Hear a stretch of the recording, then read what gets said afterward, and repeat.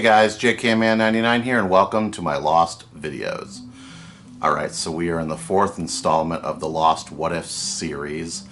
And for Season 4, we're going to be looking at, usually like I told you before, like one major what if, but what I have found by going through this season is that there are more or less three major what ifs in this season that we're going to look at. And again, it's not exclusive to the what ifs. Things could change as they go, because as you all know, this is my alternate version of Lost Season 4. Alright, so here are the three what ifs that we are going to look at, because it's easier if I just explain it to you now as opposed to explaining to you as the season goes, just so you're prepared for it. So number one is what you already know. This is about what if Jeremy Bentham was a real person and not a fake person. So basically, yeah. So that really won't be dealt with until, I'm telling you right now, it won't be dealt with until the finale. So most of the season is not affected by it. But, you know, Kate mentions Jeremy Bentham's name in the flash forward, and then we are going to meet a Jeremy Bentham in that episode. So stay tuned for that. Again, that'll be at the end. But the second what if was actually not, I didn't think it was going to be that complicated, but it turned into be a really complicated thing. It turned out to be a very complicated thing. And that what if is, what if Miles and Charlotte were not on the show at all? So yeah, I'm getting rid of Miles, I'm getting rid of Charlotte. They unfortunately, I truly believe, were not fully fleshed characters because of the writer's strike that happened the same year as Season 4 came out. Because in Season 5 and Season 6, like there's just nothing to those characters, unfortunately, and I just don't want to have them on the show at all. But what I found is that it was tough to get the navigation of what happens to all the rest of the characters without Miles and Charlotte there, and I had to make a lot of random changes I wasn't expecting, so I'll explain that to you guys as we go. And then the third change is going to deeply impact, well, the whole season really, but what's said in the first episode. So in the actual show, there's the Oceanic 6. But in my version, there is the Oceanic 16. Alright? Now, in the actual show, they revealed who the Oceanic 6 was by the halfway point. But in my version, you're not going to know who the Oceanic 16 are until the very last episode of the season. So there you go. So as the season progresses, that you know from previews that some people might leave the island, some people won't.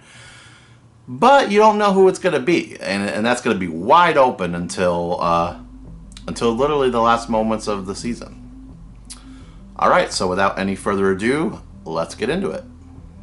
Alright, so for main characters, we have Kate, Sawyer, Claire, Hurley, Ben, Juliet, Daniel, Desmond, Frank, Locke, Sayid, Jin, Sun, Jack, and Michael.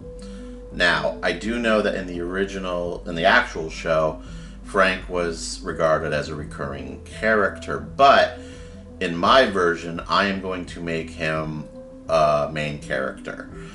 Primarily because the fact that we don't see Miles or Charlotte, that means there's more for Frank to do. So in my opinion, he's a main character. So yep, Frank in my version is a main character. So for reoccurring characters, we have Rose, Vincent, Steve, Tracy, Nikki, Frogert, Jeff, Doug, Sullivan, Dale, Bernard, Ivana, and Walt. And Walt will be reoccurring due to flashback. So you'll see when we get there. And for extras, we have Pamela, Jerome, Kiana, Beth, Orlando, Floyd, Adelina, Marsha, Amato, Faith, Becky, Ava, Dane, Jesse, Natalie, Chloe, and Brian. And I believe that's the same that we had last season as well. So, but before we move on to the first episode, let's take a look at Team Jack versus Team Locke. Alright, so there seems to be this myth that the main characters from the 48 Survivors split in half, but in reality they really didn't. if we look at Team Locke here, the members of the original survivors that went with Locke included Locke, Sawyer, Claire, Hurley, Steve, Doug, Pamela, Jerome, and Chloe. Now, to be very clear, just for continuity purposes, Chloe I am just throwing in there. There's basically one female extra that went with Locke that is not one of the ones that I picked for the continuity, so that is like the one difference. But like the folks who played Steve, Doug, Pamela, and Jerome were the same ones. So that's only 9 people, whereas you can see the rest of them, they all went with Jack. So it's pretty much like Jack pretty much won that one, and it makes sense because everybody wants to get off the island. So it makes total sense. I mean, even though Rose doesn't, she doesn't want to go with Locke, as she says, but we'll get to that in a couple seconds here. Okay, so episode 1 of season 4 is the beginning of the end, which is a Hurley episode. Of course, the first time that we don't open up a season with a Jack episode. Okay, so here are the differences in the episode. Pretty much everything's the same except for the following differences. First, as I mentioned before at the beginning of all this, when Hurley gets arrested, he says he's one of the Oceanic 16. Okay, so he's already saying that there's 16 people that got off the island. Hurley also doesn't imagine Charlie swimming in the police station. So that weird thing where he looks up and Charlie's swimming and he puts his hand out, like that doesn't happen. The reason he gets thrown into the psych ward is because he doesn't speak to the officer when spoken to, and they said if he keeps it up, he's going to get tossed, and then that's when Hurley got up and hugged the guy. Okay, so after that, the next change is that they bury Ruth at the radio tower, alright? So there's not going to be a subplot about Ruth waking up from the knife in her back and running around and calling the boat and all that fun stuff. Because of that, we're also not going to get the subplot of having to refiddle a few things with the phone in order for them to come find them. Like, everything's fine. They already said they were going to rescue them. They said, oh, sit tight, we'll be right there. That doesn't mean, like, oh, wait a minute, you got to touch all this stuff on the phone. That was just kind of a waste of time, to be honest. But, so yeah, Ruth is dead, so there's no side adventure with Jack, Kate, Danielle, and Ben going off to looking for her. And actually, what they're going to do is spend some time actually burying her at the radio tower, and because none of them know yet that she wasn't who she said she was, they're basically like praising her for and thanking her, having a decent funeral scene for her for helping them get off the island. And again, they bury her right there by the radio tower. Okay, so Hurley never sees the cabin move. Like, the cabin moves in the show, but in my version, when he sees it, he just, somebody jumps up and scares the crap out of him, so he runs out of there, and then that's when he falls over and runs into Locke. There's not going to be a scene where he closes his eyes and the cabin's moving all around and stuff like that. So back in the flash forward, when Hurley is told someone is staring at him, it could be interpreted that the other person can see people for the same reason Hurley can, or it could just be one of the henchmen that is watching him in the background. So he may have saw a real person and it actually wasn't Charlie, or maybe the other person did see Charlie there. It's yet to be seen. But the main thing that should be taken from this, though, is that Matthew Amadon will not be a character at all in my version of Lost. Because all Matthew Amadon does, he comes in, he scares Hurley, and then he ends up driving Locke around in season 5. And then he has that meeting with Naomi, who again is not on the show. So wherever they were going with Matthew Amadon on Lost, they never went there with him, so I'm removing the character 100%. So Hurley never gets a visit from Matthew Amadon or anybody asking if they're still alive on the island. That does not happen at all in my version. Okay, so there's a disconnect in this episode with the gun, because like in season 3, Locke had bullets in the gun. You could clearly see them, but then and he even shoots at the phone, but then when Jack grabs the gun and shoots it at him, he says the gun's not loaded. Well, the excuse is going to be that he shot all the guns at the phone in season 3. I know it's a rough excuse there, but that's the explanation for that inconsistency. So when the two groups meet up at the front of the plane, Kate's the one that announces to like everybody else that shows up that Ruth died. They say how it happened, and and this is after Jack and Locke got into their fight, so that already happened. But then when Kate tells them that Ruth died, like Desmond takes it pretty hard. Now Desmond realizes that Ruth was lying about something. Like when it's not Penny's boat, Desmond tells everybody that like my ex-fiance was lying to you. Like she's not with Penny, she's with somebody else. So that dialogue changes a little bit, but it's pretty much the exact same thing. It's just obviously Naomi, unlike Naomi, like Ruth has a personal connection to Desmond. So when Desmond finds out that Locke murdered Ruth, Desmond loses it. He tries to attack Locke, but it's actually ironically Jack that helps to calm him down, and that kind of helps calm Jack down as well. But you have Jack and Desmond going after Locke, so he's feeling real safe there. So then after that, the group splits up. Hurley does his speech about Charlie, but before they split up, Desmond contains himself, and he gives Claire Charlie's note that he wrote in Greatest Things. And he also tells Locke that if he ever sees him again, he will kill him. So that is how the first episode goes. Alright, so episode 2 is Confirmed Dead, which is a Faraday and Frank episode. Remember, I already said this, but just to reiterate, Miles and Charlotte do not exist, so only Frank and Faraday come to the island. Faraday lands with Jack and then tracks Frank from there, and then Frank lands the chopper, and then as he's trying to find Dan, he shoots off the flare gun, which makes Locke's team find him instead. So when they find Frank, he's not anywhere near the chopper, so because they probably would have destroyed it. When he says that he's the pilot, that's when Ben gets the gun away from the group and shoots Frank, who fortunately had a vest on. But even though he's shot, Frank is still taken prisoner, and Frank does reveal to the group that they were there for Ben, and Ben does admit it, just like he does on the show. But before all that happens, Sayid and Juliet basically have the same conversation they have at the beach, but obviously Jack and Kate are not being held at gunpoint, so when they go off and find them, like, they're not in any danger. They just literally run into Jack, Kate, and Dan, who are trying to find Frank. But Jack, Kate, and Dan do think that it might have been the others about to attack them. So same thing. They find Frank's tracker put on Vincent, so that's how they find out that Locke has Frank.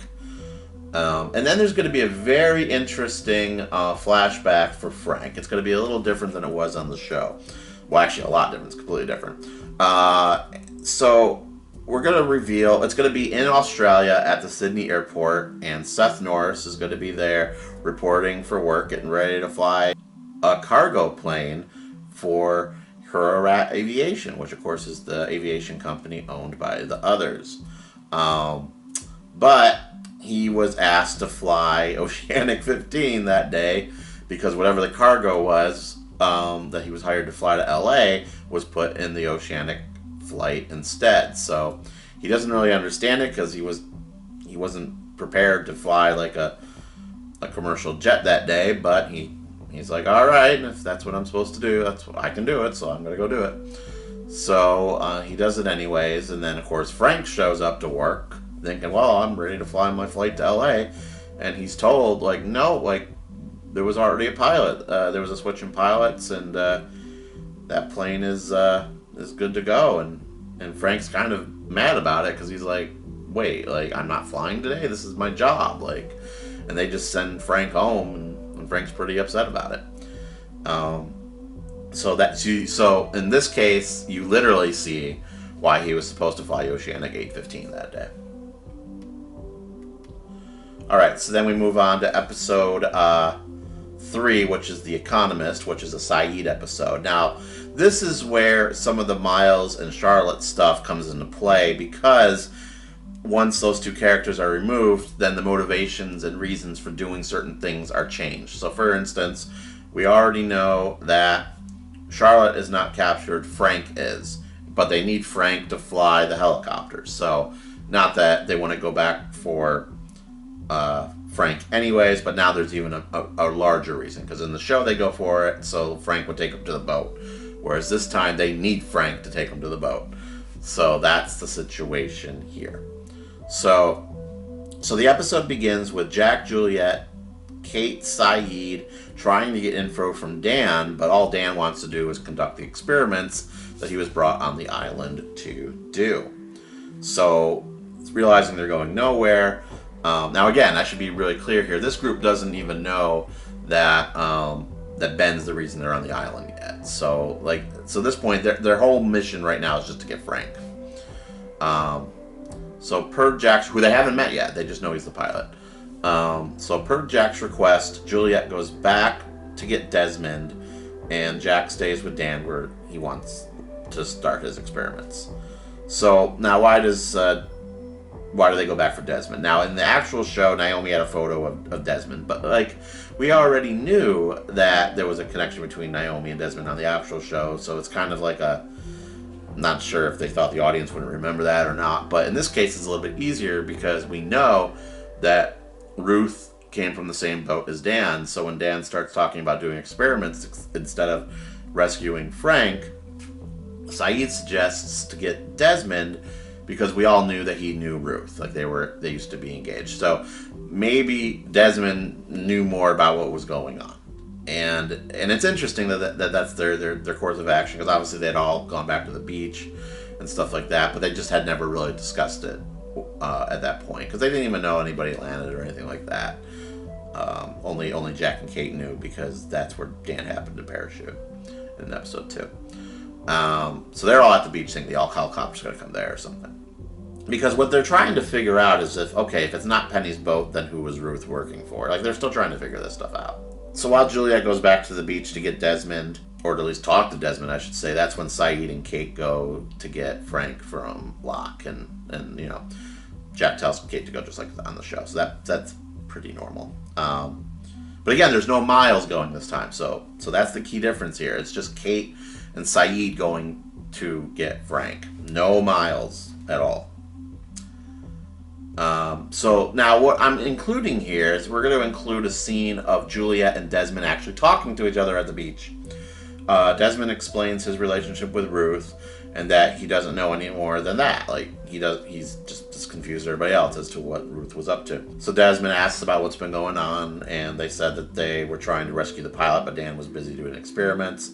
And then Desmond asks Juliet to take him to Dan, and Juliet agrees, but suggests that if Sayid couldn't get anything out of him, that she's not sure that Desmond will. So when Desmond confronts Dan, again in a field not near the helicopter yet, Dan basically continues his experiments and tells Desmond to talk to Frank when he's rescued. So meanwhile, with Team Locke can't find the cabin, so he goes to the barracks, just like on the show. Now, but remember, the cabin doesn't move. Okay, that's the difference here. In my version, the cabin does not move. So what's basically going on is that Locke just literally cannot find where the cabin was. And Ben doesn't want to help him. And even though Hurley saw the cabin, but he's just keeping his mouth shut at this point about what's going on, because that's exactly what he does on the show. So when Sayid and Kate go to get Frank, Locke tells Sayid that Ben has a man on the boat, but they don't go into the fact that they're looking for Ben yet. But in my version, it doesn't really matter, because all the hijinks and all the fun stuff that they do at the beach has nothing to do with capturing Ben at all. So there's no crossover there. So there's no reason for Team Jack to know that they're looking for Ben. And remember, Dan and Charlotte in the actual show, Dan and Charlotte don't go and talk about it when they're there. It just doesn't get brought up. So when Locke says that he won't give up Frank for nothing, Kate says that she'll stay behind as collateral to be used against Jack if need be. So that's essentially how they're able to rescue Frank, because Locke has had both Jack try to shoot him and Desmond go after him threatening. So Locke's really not in a comfortable position right now from his former peers, if you will. So he's basically just like, you know what, if Kate's here, I don't think they're going to attack me. So I'll keep Kate. If Kate wants to stay, she can stay and be a part of the community, and you can have Frank, and that's fine. And so he's basically keeping Kate around for his own safety, more or less, and that actually works. So then Frank is set free. So before going to the helicopter, like on their way to the helicopter, once they all reunite, Desmond confronts Frank about what's going on, and Frank says he didn't really talk to Ruth that much, and then he's like, and then Desmond says, well, you know what, then I'm going to the chopper, and that's what happens. So then Frank, Sayid, and Desmond go to the chopper and leave the island, and then Jack, Juliet, and Dan go back to the beach. Now, I gotta tell you, when I was watching this episode, I really kind of wanted Juliet to be the fourth member on the chopper, because it just made sense to me that, given everything going on in the show, that Juliet would also want to be on that chopper. It really did. But I think the reason the show, well, not just the show, but like that it's explained later on, is that eventually Juliet says, I want to be the last to leave the island. I want everybody off the island first. So I think that's what she's doing. She's kind of doing what Jack's doing, is trying to get everybody off the island first. Alright, so episode 4 is Eggtown, which is a Kate episode. And I just realized before we get into the Kate episode, I didn't really talk about at all. I didn't talk about the Sayid flashback, and that's because it doesn't change at all. It's exactly the same. It was a really good flashback. Same thing with most of the Hurley flashbacks. Again, if I don't mention something, it's exactly the same. As long as it doesn't involve a character I delete from the show or something. Okay.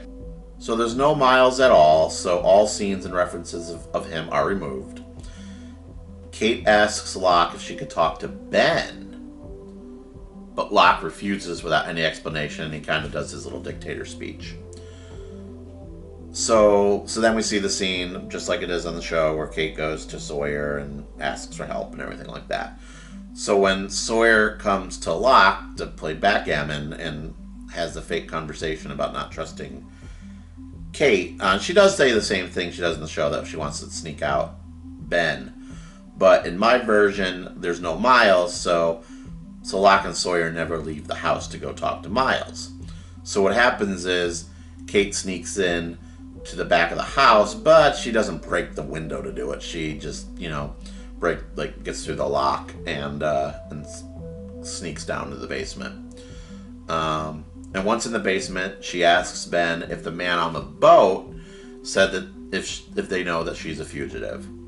Now, the irony here is that if she would have just talked to Frank, Frank could have told her that. But she doesn't know Frank yet. I mean, I don't think she knows Ben either, but I think she's playing the safe side of it right now, because who would you rather talk to? The people who might actually throw you in jail, or the person who knows whether or not the other people are going to throw you in jail? So from Kate's perspective, the lesser of two evils is talking to Ben. So what Kate's trying to do is determine if she can stay on the island at all to avoid capture. Because remember, the other part of this episode is that she's concerned that she may or may not be pregnant, or at least that's what Sawyer keeps telling her, but it turns out that Sawyer was correct. She is concerned.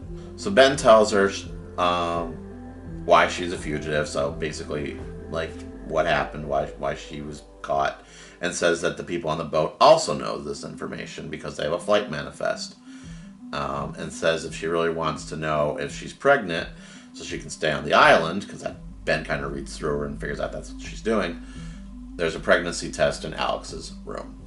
So that's what Kate's mission was. She's basically trying to figure out, should I stay on the island to avoid capture, or can I not even stay on the island because I'm pregnant and I have to leave the island? So when she makes noise in the basement, Locke hears it and gets up and orders her back to her house.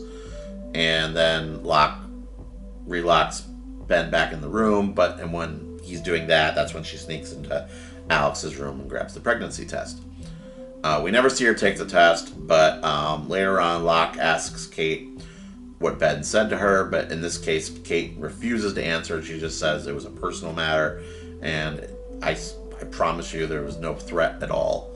But Locke doesn't really like this, and he's like, you're banished, you're gone, I don't really need you, they got Frank, what's done is done, I don't think Jack's gonna come back here, so I don't really need to worry that much. And remember, Sayid said that he was going to go on the boat. So Locke believes that he has an ally in Sayid. He does believe that. So that's why, like, he didn't need Frank, and now he's like, I don't need Kate either. And then the rest of it is exactly the same. Kate leaves when Sawyer pisses her off, and you know, it's kind of left obligatory for only a few minutes if she's pregnant or not. I mean, it's implied that she's lying to Sawyer until the end of the episode when it's revealed that it's Aaron. And just one more note, in the episode, Kate is given a glass of wine, but in my version, she does not drink it because, remember, she's concerned that she's pregnant, so it makes no sense for her to drink the wine at that moment because she hadn't taken the pregnancy test yet. Okay, so episode 5 is The Constant, which is a Desmond episode. Now, my version of The Constant is going to be different, but I will assure you before we even start this that the ending scene is exactly the same, where Desmond talks to Penny on the phone and everything like that. I do not change that. But there are a lot of changes, so bear with me on this one. So here's my version of The Constant. When Desmond is on the helicopter and goes through the barrier, we see it through Desmond's eyes. So for the first few flash scenes, they're going to be either extreme close-ups of Desmond, so you only see like his face, or they're going to be through his eyes. So in this case, he's looking out the window and all of a sudden he flashes to the barracks of Camp Miller where his friend Billy is there.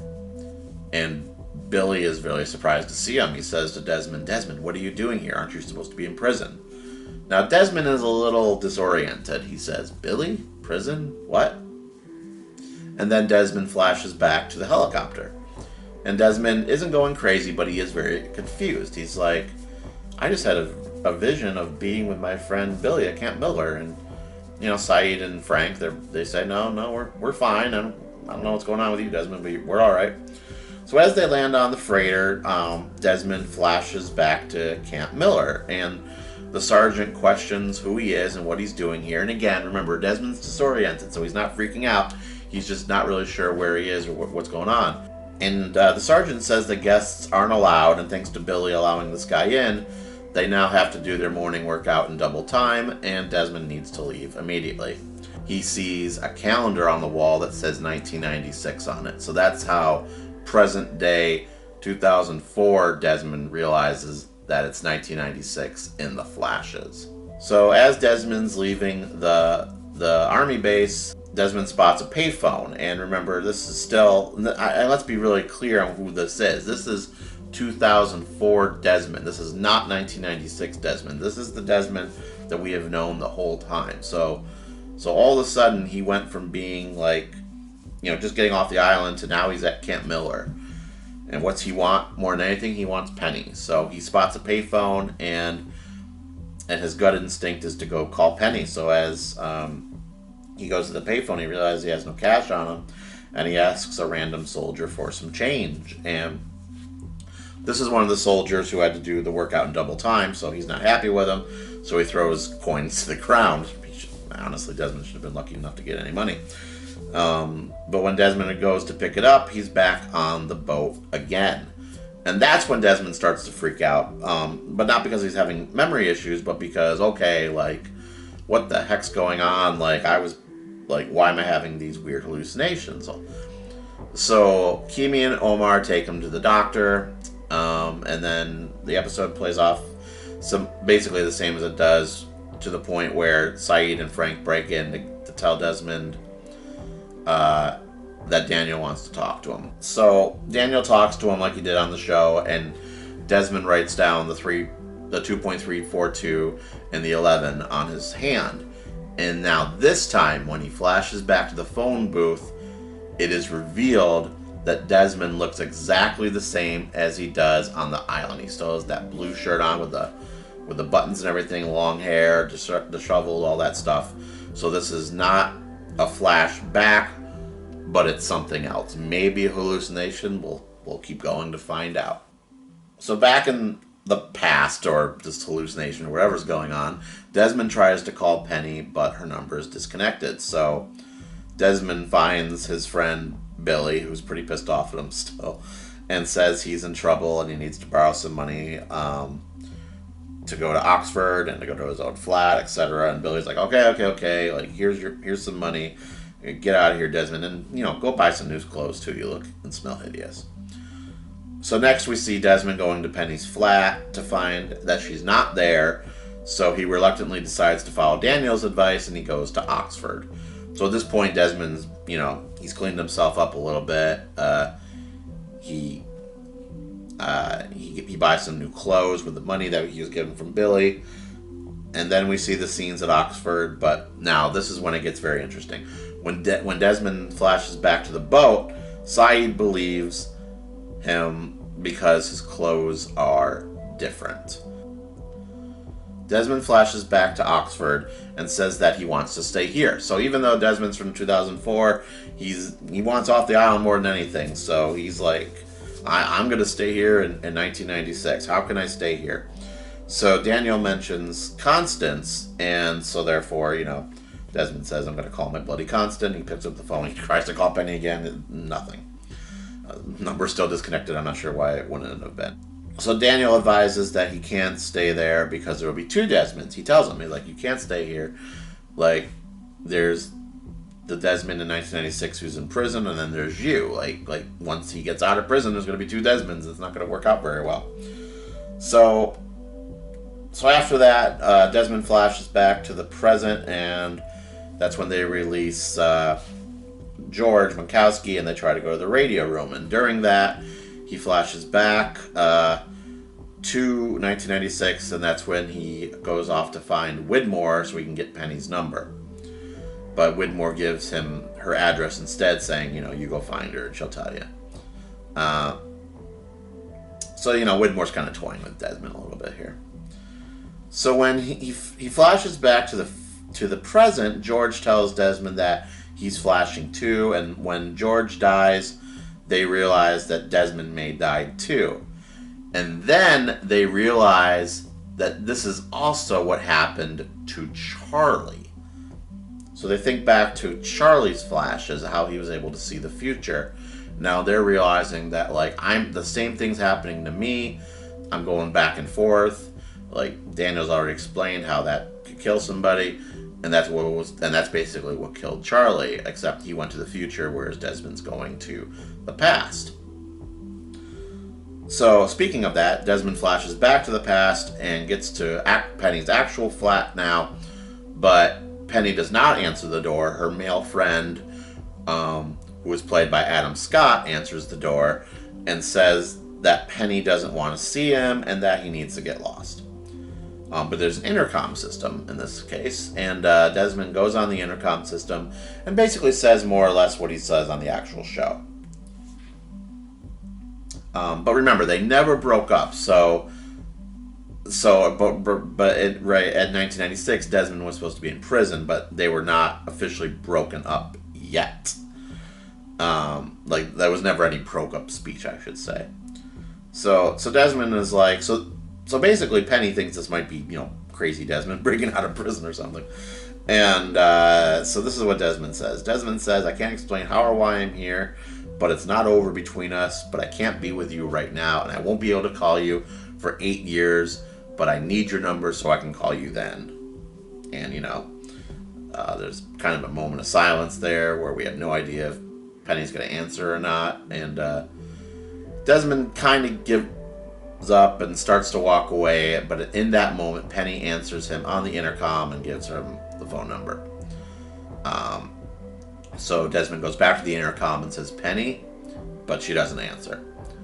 So he waits, but then finally walks away. But at the time where he walks away, Penny gets back on the intercom and says, I'll write you, and Desmond smiles before appearing in the future again. And then the episode is exactly the same. So what I did here before we move on is, because the difference in the two episodes, the actual show and what I did, is I used 2004 Desmond.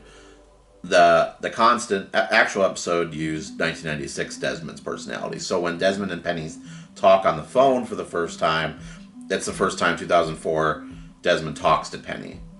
And so like when he's talking to Penny in the past, it was 1996 Desmond, so it's not as big of a deal. But because it's 2004 Desmond the whole time, I couldn't have Desmond talk to Penny in 96 in person, because otherwise he would have been like, oh my god, Penny, I can't believe it's you. So that's kind of what I'm doing in my episode. Like, Desmond never sees Penny the whole time. It's only until he gets on the phone with her in the present that you see the scene where Penny's talking to him. Like, even at the intercom, like you never see Penny, you only hear her. So that's kind of the journey that Desmond goes on in the episode for my version. So just a few points before we move on. Remember, when just so this makes sense, when Desmond travels, he returns to the exact moment of time and place he leaves, so no one notices he's gone, whether he's in the past or the present. The only time he appears in a room out of nowhere is when he gets to Camp Miller the first time.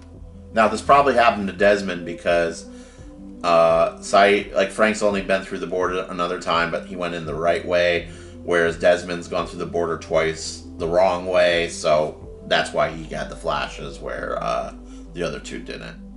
Alright, so then we move on to episode 6, which is The Other Woman, which is a Juliet episode. So again, there's no Charlotte here, so what's going to happen, Faraday's going to go to the station alone to turn off the gas. That's his mission. The other thing, that's another rule that's in my version, is that there's never any whispers when the others appear, because we don't want to confuse the audience as to what the whispers are, which will eventually be revealed in season 6. So there's no whispers when Harper shows up to talk to Juliet. So Jack tells Harper that she's coming with them, like you know, you're not just leaving and disappearing, like, because the whispers are the ones that distract Jack and Juliet in the show, and then Harper disappears. So in this case, there's no whispers, so Harper can't really just disappear. So Jack, Juliet, and Harper start walking along, but then as they like basically pass a tree, they notice that Harper's no longer there. She basically used the storm and the rain as a way to escape from Jack and Juliet pretty quickly. And that actually, and her escapability kind of makes sense, because like in the flashback, we see that Harper follows Goodwin and Juliet when they were having an affair, so it kind of shows that she's pretty good at sneaking around. Which is ironic, because she was sneaked around on by Juliet, but I digress. Okay, so when Kate returns to Jack's camp, she runs into Dan in the jungle, and they have a very similar conversation. But when Kate asks Dan what's going on with the gas masks, that's when Dan runs away. He doesn't hit her like Charlotte does. Dan runs away because there is no Charlotte, and when Kate chases after him, Kate runs into one of Russo's traps, and that's how she hurts her head. And the other difference is that in the flashback, Ben tells Juliet that Goodwin's making a case for Cindy, not Ana Lucia, because eventually Cindy does get taken, so it makes sense that they were discussing it. Episode 7 is Yeon, which is a Sun and Jin centric episode. So again, there's no Charlotte, so when Kate comes back and they ask her what happened to her head, it's not about Charlotte. Kate tells Sun that she ran into a trap on the way back from Locke's camp, and ran into Dan and explains what happened at the gas station. And that's basically it, really. Everything else is pretty much exactly the same. The one thing I just want to add is that I just want to tell this real quick. So when Jin tells the nurse that he's only been married 2 months, when I was watching this show in real time, I truly believed that, wait a minute, so Jin and Sun got off the island, and then Jin leaves Sun immediately and gets remarried before his own baby's even born? I actually, that's what I thought was happening. So I really compliment the show for making me think that, even for only a few minutes. So that's just my little thing, and I'm not changing that at all. I'm actually one of the few people I think that actually likes the fact that they did like a fake flash forward when it was actually a flashback. So good. So I compliment the show for that. Okay, so episode 8 is Meet Kevin Johnson, which is a Michael episode. So this episode starts with a flashback with the Lost Missing Pieces episode where there's a conversation between Michael and Juliet. So I think it's called The Deal, and yeah, like Juliet comes in and yeah, they don't talk about a list. That's the one thing I'm omitting, but yeah, so it's just a conversation between Michael and Juliet when Michael was with the others. So second thing that happens is we have a meeting at Locke's house with Ben, Sawyer, Aaron, Claire, Hurley, Danielle, Alex, and Carl. Apparently, none of the extras were invited, and that's when Ben reveals that Michael is the spy on the boat. So then next we see Ben giving Alex the map when they all leave. And that's pretty much exactly the same as it was on the show. And then the next scene is Sayid and Desmond confront Michael on the boat. And then we have Michael's flashback. However, there's got to be some changes, some very small changes there. So in Michael's flashback, we are actually going to see Michael and Walt on the boat leaving the island. Okay, we're going to see what happens to them when right before they get picked up in Fiji or the shipping lane or wherever they got picked up. So now, in order for this to work, the show would have had to have filmed this at the ending of season 2. Like even in my version, like there's no Walt, like younger Walt that can possibly film this, or even the teenage Walt. So this is something that had to have been filmed at the time. So, and I wish the actual show would have done this. So Michael and Walt are on the boat, and Michael's looking really, really upset, and Walt's like, "Well, Dad, what's wrong? Like, we're off the island, everything's fine, and Michael breaks down and tells Walt that he killed Ana Lucia and Libby in order to get him, and Walt completely shuts down. He doesn't want to talk to his dad anymore, and he just completely ignores him, just like he does the day that Michael came to get him in the first place. So, very tragic event that basically erased all the character buildup that had happened between those two. So, which pretty much upsets Michael even more. So, the next scene we see of Michael is that he attempts suicide when he gets back, just like he does on the show. He ends up in the ER, and all that's the same. But then after the ER, Michael is sent to a mental health facility where he receives electroshock therapy for his depression. He eventually gets out and he tries to go see Walt. Walt doesn't see him. That part's the same. So Michael gets the gun, and that's when he runs into Tom Friendly, just like he does on the show. Now, this is the first major change, but it's going to be like such a small Easter egg. Most people won't even notice it. It'll have to be something they see on rewatch. When Michael's looking at the logs with the shipping logs will have Jeremy Bentham's name on it. That'll be the first time we see Jeremy Bentham's name. But because nobody will even know Jeremy Bentham is even significant, it might not even show up in anybody's conversations of people who are watching the show. So, but that's the first time you see Jeremy Bentham's name. It'll be on the shipping logs that Tom Friendly gave Michael about Widmore. So the rest of the episode is pretty much the same, except Michael meets Ruth before he gets on the boat, not Naomi, because there is no Naomi, it's Ruth. So then after the flashback, Michael's turned over to the captain, just like in the show, and then Danielle and Carl die, just like they do on the show as well. So remember, there's no Miles in this episode, so they meet as a group not to discuss Miles, but how Ben is walking around them. Because if you remember from episode 6, like, that's when Ben is released from the basement. So, everyone's kind of like, well, what's he doing? He won't even tell us who the man on the boat is or anything. That's when he gives the name, and everyone kind of chills out a little bit. All right.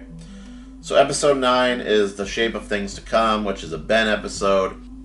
So when Ben, Sawyer, and Locke are walking outside discussing 14J, an extra passes them, and that extra will be Chloe that passes them. And you can actually also see Jerome also walking around in the background.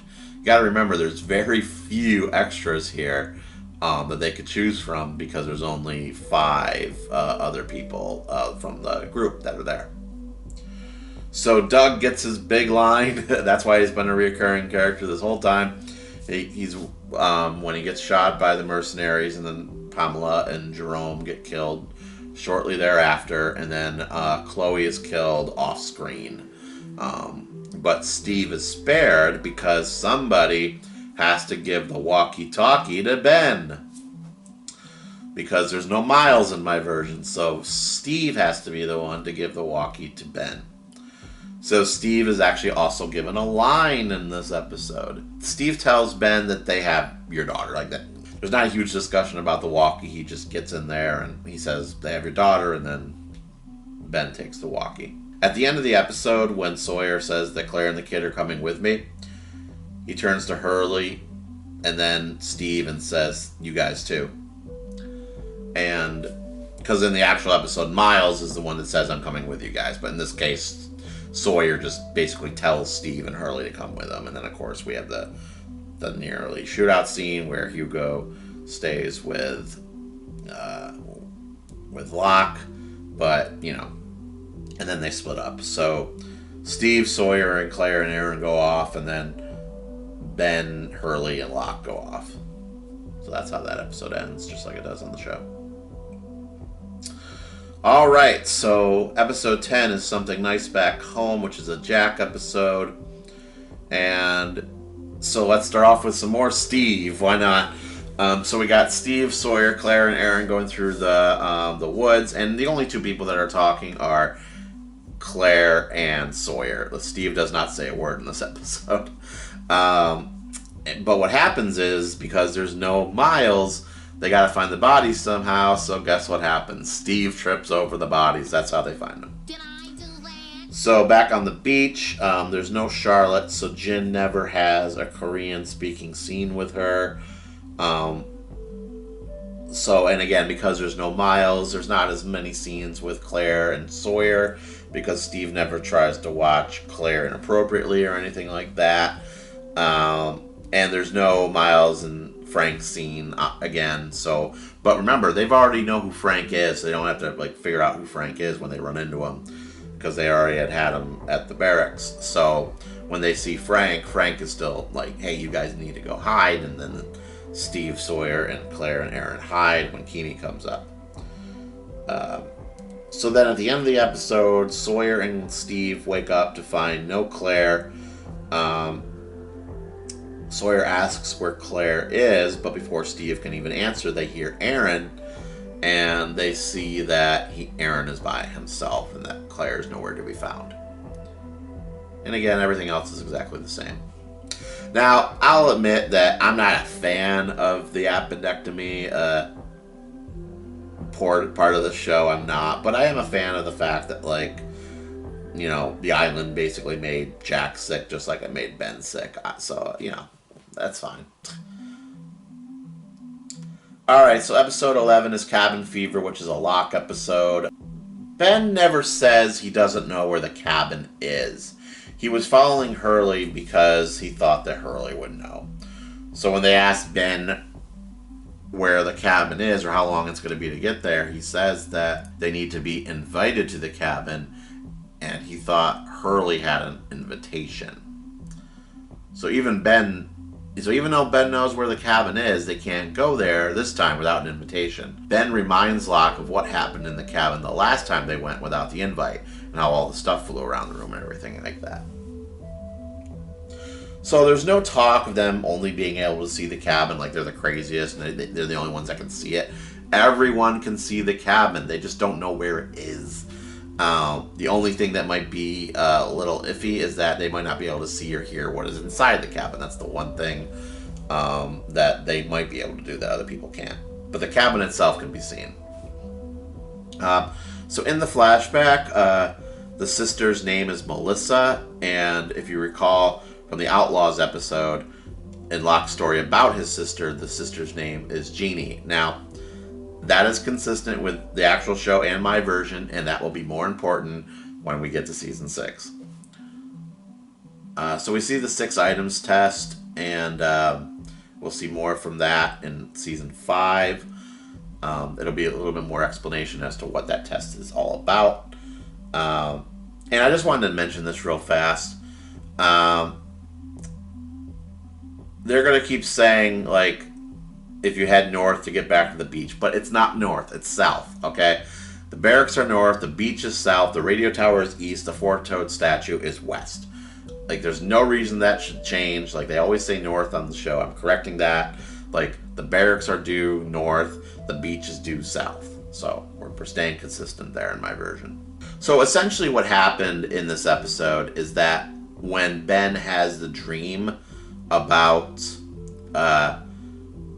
Horace building the cabin, that is seen as the invitation. So, like, So they follow. So even though Ben knows where the cabin is, they follow what Locke has seen in his dream, and they go to the cabin that way because essentially he believes that that's the invitation. And there's a small part of Ben, even though he's very jealous about Ben having the power and everything, there's a small part of Ben trying to see if Locke is a good choice for the island. And remember, Ben does sacrifice himself at the end. That still happens. So there's a small part of Ben that's impressed that he's able to find the cabin in a unique way through the dreams and everything like that. And let's see. So the other thing that there's 2 other small things here in the flashback. We never see. So there's part of the flashback that's removed. In the flashback, we never see anyone tell Locke to go on the walkabout. So this was where Matthew Abaddon shows up as an orderly and tells Locke to go on the walkabout. That never happens in my version. But it's not just Matthew Abaddon. Nobody tells him to go on a walkabout. All right, we don't need that. Locke goes on the walkabout because he wants to. It has nothing to do with the island or anything. So there's that.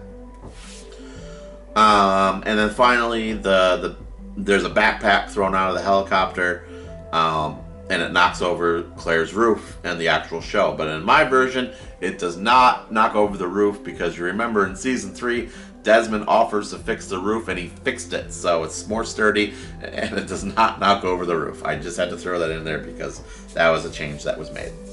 Episode 12 is There's No Place Like Home Part 1, which is a Jack, Hurley, Sayid, Sun, and Kate centric episode. Very interesting. Now remember, at this point, we only know 6 of the 16, so we still need to figure out who the others are, and by the end of this episode, we will know 11 out of the 16. Because there's no Charlotte, Daniel will not have a scene where he says, we have to get off the island. He won't talk about the secondary protocol. There's nobody to talk to about it. He's just more willing to help people get off the island, basically. Once the Zodiac gets there, and they talk to Sayid about what's been going on the boat. When Jack and Kate go after the helicopter and they point their guns, guess who they run into? It's Steve. It's more Steve. But Kate will say, Spot. And he will answer as Steve. So Steve gets another line. Congratulations to Steve. So then after, like, they see Steve, then Sawyer comes out and they have the exact same conversation. So as you can see, Steve's kind of taking the place for Miles in a lot of this, but think about it. In this scene, like, Miles does basically nothing here. So, like, Sawyer tells him what's going on. Sawyer tells him that, like, yeah, like, they sent a bunch of mercenaries to get Linus and then get the rest of us. And again, like, Sayid also says this. So Sayid and Sawyer are both telling them all, like, we're all in danger and everything like that. So that's why we don't need, like, to know that information earlier in the season, like I mentioned earlier. And Jack's group, I mean. So then we see the first run of the Zodiac to the boat. And in the first run, we're going to have Jin, Sun, Aaron, Tracy, Adelina, and Jesse. They're the first 6 that go to the boat. Now, if you listen to me very closely there, you would have heard Tracy is the one that goes. So Kate and Steve get back. Kate, Steve, and Aaron, I should say, get back at the same time that the Zodiac's about to leave, and Steve will look directly at Tracy, because again, this is the second time they had to reunite after Steve left, but Tracy will look away from him without any real acknowledgement. So, and I think, and basically she's upset because Tracy stayed with Jack, but Steve went with Locke. So Steve once again ran off. So Tracy's not happy about that. So at the press conference, we got Jack, Kate, Sayid, Sun, Hurley, Jeff, Sullivan, and Dale speaking. So Jeff is the guy from the pilot who talked about stay away from the gas, just stay there. So he kind of uses that one scene he has in the pilot to talk about how when the plane went into the water, he helped people get away from the sinking plane. And Dale, of course, is the one who had the tourniquet. So he actually kind of told that story. He and in the press conference, and he thanks Jack for fixing his leg when he gets there. And Sullivan also thanks Jack for helping him with the rash that was seen in episode 9 of season 1. Or the rash that he thought he had. He was basically a hypochondriac. And those are the only ones that speak at the press conference. Nobody else talks. And you don't see everybody at this point. You only see the 11. So the other 2 people that make it are Tracy and Steve. Because when they go off the plane, Tracy is seen hugging her husband and 2 children, while Steve just sort of watches. So it's pretty much over between Tracy and Steve. Oh no. Anyway, so at the end of this episode, we know 11 of the 16 survivors, meaning that Locke, Sawyer, Michael, Bernard, and Rose could be the other 5. So we will see what happens there. Now, during the press conference, it's also revealed that 23 survived the crash, not 16. And then 7 died over the course of the time that they were stranded. And those 7 that died were Charlie, Boone, Shannon, Libby, Joanna, Scott, and Paulo. So that's the story that they tell everybody. Okay, so episodes 13 and 14 are There's No Place Like Home's Part 2 and 3, which is still a Jack, Hurley, Sayid, Sun, and Kate-centric episode. So this is where Jeremy Bentham's name is heard for the first time, just like it is on the actual show. And then we'll see the others rescue Ben from the mercenaries. But remember, there's no whispers for the others again, and the army is very similar to how the army is very similar to how the others defeated the army in season 2. So it shouldn't, based on what we see in season 2, how they defeat Jack's army, it shouldn't be nearly that surprising that they defeat the mercenaries in this version as well. Because they know the woods, they know how to do all this jungle warfare type stuff. Even better than the mercenaries, apparently. So now Desmond wasn't in the army in my version, so he says he knows about bomb disposal because he watched documentaries on the subject. And Jin was in the army, so they also try to communicate with Jin and try to figure out what he knows. So in the finale, there's a scene with Walt and Hurley, but in my version, that scene is completely gone. There is no scene with Walt and Hurley. There's also no scene of Locke telling Jack that he has to lie. That is also cut from my version. So there does need to be a editing switch here with a couple scenes. In the actual show, it's implied that there's only 2 trips to the boat with the Zodiac. But in my version, there's basically an unlimited amount of trips with the Zodiac. You don't know how many trips there were. Because remember, the boat gets about 5 miles off the coast at one point. So it's implied that they went more times than we even know. So we need to move the scene of Juliet telling Daniel she will go last to before the chopper takes off. So on that one, on the second trip over, or not even the second, but whatever one they're on, we will see Steve, Jeff, Dale, Sullivan, Marcia, Floyd, and Brian get on the Zodiac. So then everything happens up until the point where the freighter explodes. And when the freighter explodes, the following extras will have died in the explosion. The extras that do not make it include Kiana, Orlando, Floyd, Amato, Dane, Jesse, Natalie, Ivana, Brian, Becky, the entire crew of the freighter, and Michael. Alright, so they are all dead. After the explosion, Sawyer is rescued in the water. He never makes it to the beach, and he's rescued by the Zodiac, which has Daniel, Bernard, Rose, Vincent the dog is on the boat, and Juliet and one other man and one other woman on the boat. So it's a pretty packed group. Because remember, Juliet told Desmond that she wants to be the last one to leave, so this is the last trip of the boat. So that's how I'm able to tell you who else died in the explosion, because unlike the actual show, in my version, everybody gets to the boat except for the people I just named. So if you have been doing your homework, you might know who the other man and woman are, but if not, you will find out in season 5, because even just like on the actual show, they don't reveal who the two people are here. On the boat, Juliet still has her rum, and Sawyer only talks to Juliet, who was drinking the rum that she brought with her, and that's when she tells him that like the boat went down and everything. I guess she took the rum when she thought she was getting on the boat.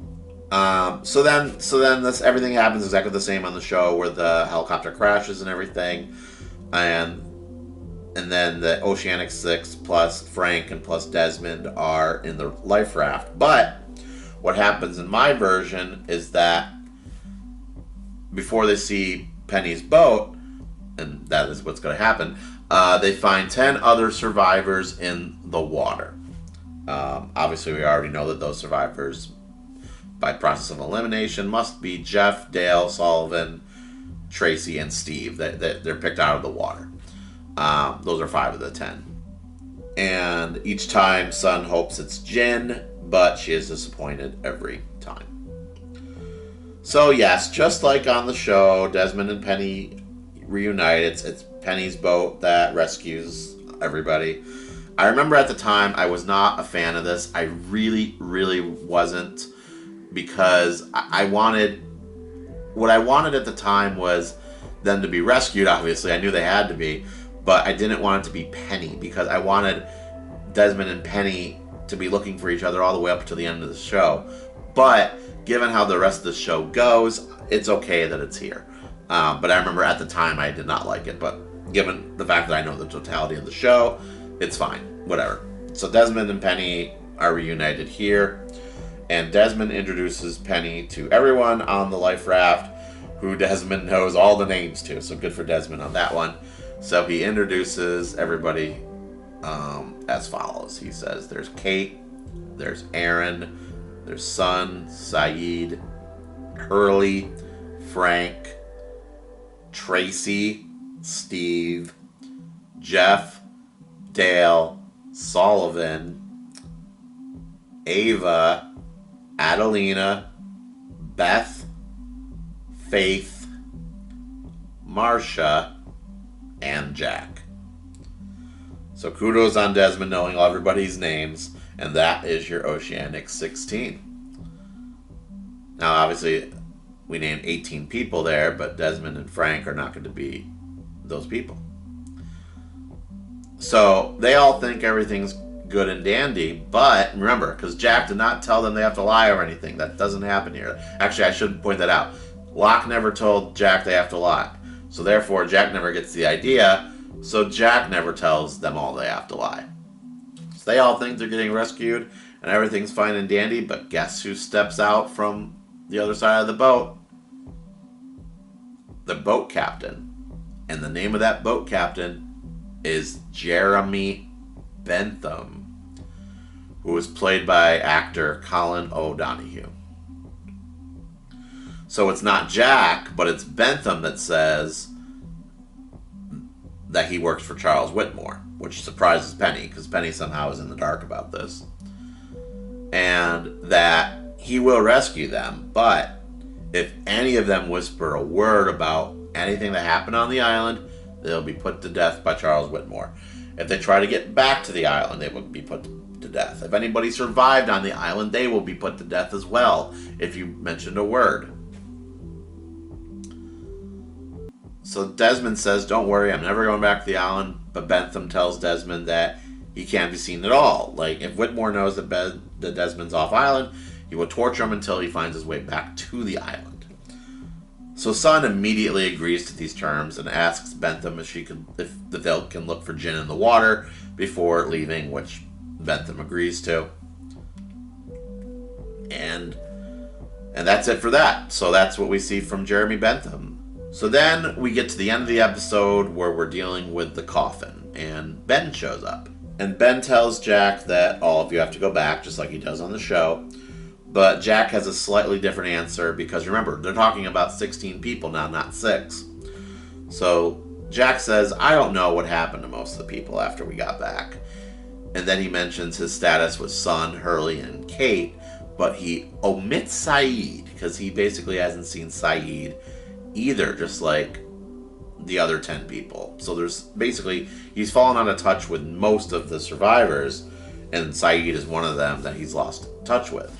So at the very end of the episode, Ben tells Jack that they have to bring him too. And we know that it's Jeremy Bentham's casket. So they do the thing where they look over the casket, the coffin, and you know Bentham is... We just met Bentham 5 minutes ago, so we know who this is. But when they look into the coffin, they see none other than John Locke. And then the season ends. So yes, Jeremy Bentham is a real person. He's a boat captain for Penny. But John Locke's still going to be in the coffin with the name Bentham. So because there's a real Jeremy Bentham, it's going to be even more confusing that Locke's in the coffin. Alright, that's it. Thank you so much for tuning into today's video. Next month, the major what if question is going to be, what if the Ajira Airways flight did not happen?